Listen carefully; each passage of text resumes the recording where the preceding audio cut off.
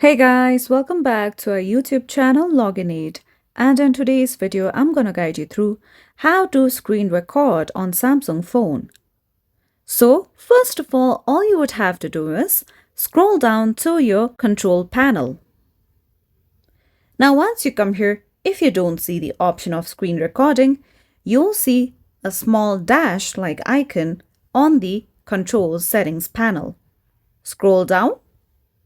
And from here, you'll see the option of screen recorder. So if you tap on it, you will be able to record screen on your Samsung phone.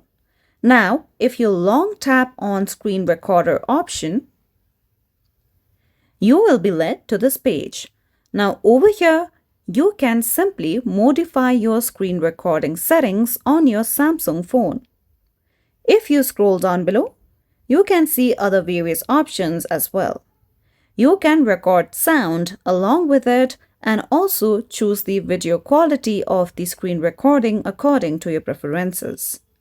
So, follow these easy steps in order to screen record on your Samsung device. And that's all for today's video. At last, don't forget to subscribe to our YouTube channel.